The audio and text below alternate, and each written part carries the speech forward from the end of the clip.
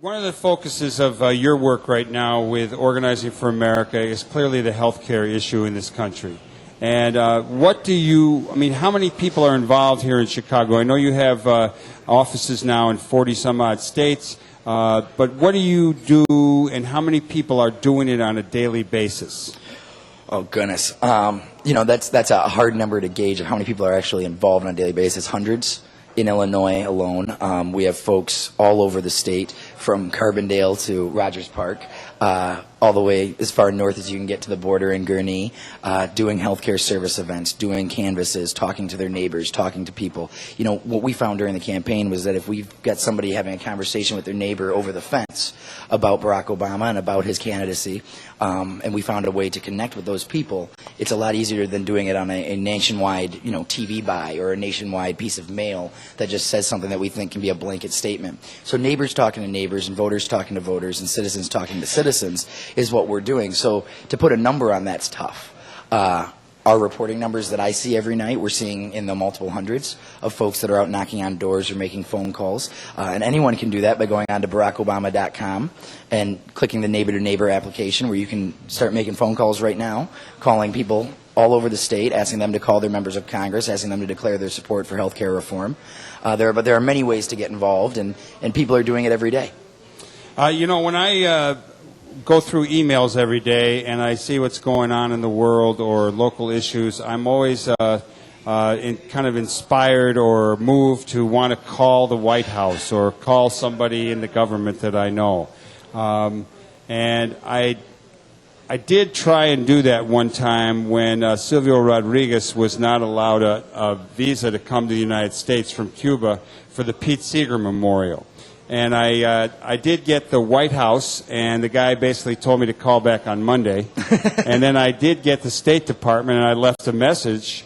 And I'm just wondering what you're hearing about issues that people are concerned about. Let's say beyond the health care issue, what about card check?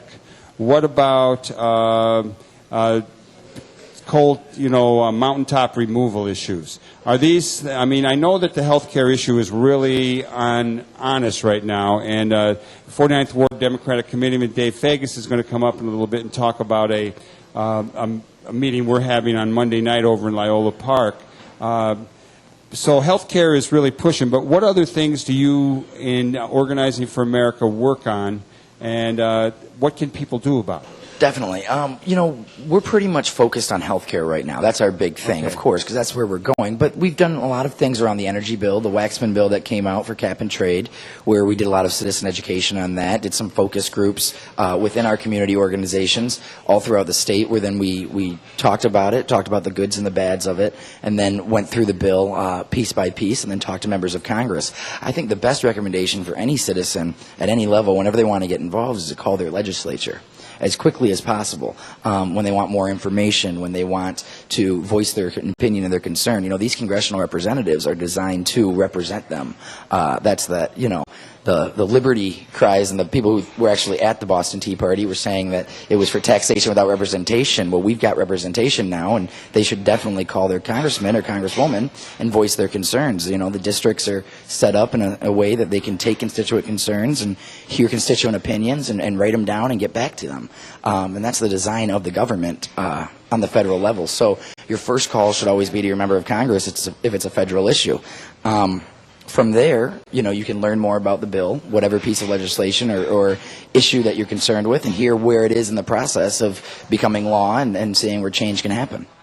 And I'm talking with Dave Seman. He is the Chicago organizer for Organizing for America. They have recently located in the 49th Ward, over at the corner of Greenleaf and Ravenswood, sharing an office with the 49th Ward Democratic Party. Dave Seman, can you tell us how you ended up choosing this wonderful progressive ward and this particular location to be your headquarters?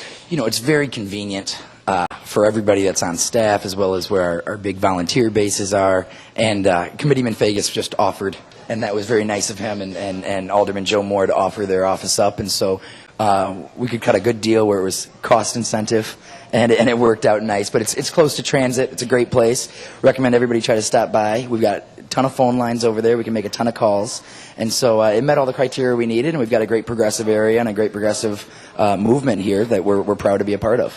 You know, we talk about making phone calls, and as an old community organizer myself, long before I got involved with this Heartland Cafe, and which led to this wonderful opportunity to do radio on a regular basis, I had been involved with a group called Students for Democratic Society, and you being a Michigan fellow may know that SDS, a lot came out of the University of Michigan, a number of other schools back in the early 60s.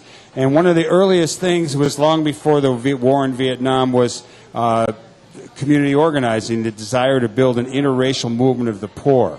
And organizers who, particularly whites who had been involved with the Student Nonviolent Coordinating Committee in the South, came north, and there were a number of projects in Cleveland, in Chicago, Boston, Newark, New Jersey, where people like Tom Hayden, Rennie Davis, some people who were known from the old Chicago 7 days during the Democratic Convention, worked with others, going into poor and working communities and talking to people about issues that affected their lives, whether that be welfare, whether that be housing, whether that be police brutality. And you know, it was a lot of people not making much dough, if any, knocking on doors, taking people to meetings, helping people go through changes, helping to becoming their friend, and kind of turning them around on issues. I don't know if community organizing has the same connotation today. Could you tell me, as a modern-day community organizer connected to the president, how you see your role as a community organizer and what that means today? Sure. I think it's still elbow grease and shoe leather. I think that's what makes grease and shoe leather. I think that's what makes a community organizer. That's what makes any campaign, whether it be a candidate campaign, issues advocacy, or you want to see, change happen in your community. I think it depends on the person's commitment, the passionate and the driven, and the emotions that are connected.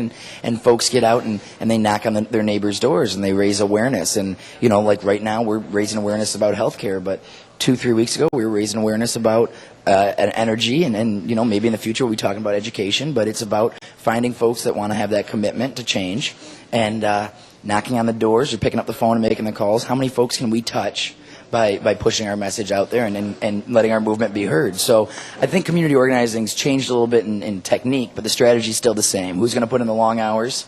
Who's going to talk to as many people as possible and get other people to talk to as many people as possible and spread that spider web, or that snowflake, if you will, so where each piece just goes on out and they talk to each other and we get the movement moving. Well, Dave, let's pretend that you're on the phone and you just called me. Sure. I don't know where you got my name from, but what are you going to ask me? Well, first, I'd introduce myself. I'd say I'm Dave Seman. I'm the State Director for Organizing for America here in Illinois.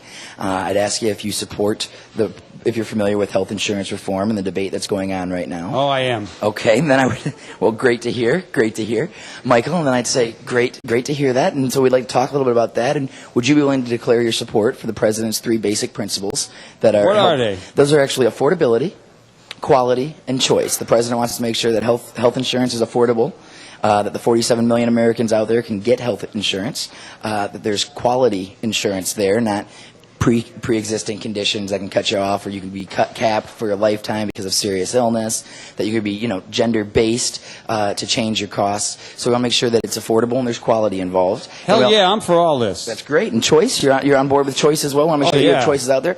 Great. Michael, thank you so much for your time today. And I'd urge what do you want me to do? Well, I'd urge you to call... What am I going to do? I'd urge you to call your member of Congress. Are you familiar with who your member of Congress is? Jan Schakowsky. Well, she's been in that same seat as you. And do you have the number to her district office? I really urge you to call her office and tell her you support the President's 3 biggest principles for health care, and you support health insurance reform, and let her know that and voice your concerns. Do you have that phone number? I do have it, and I'm going to call her. Actually, I am going to call Jan.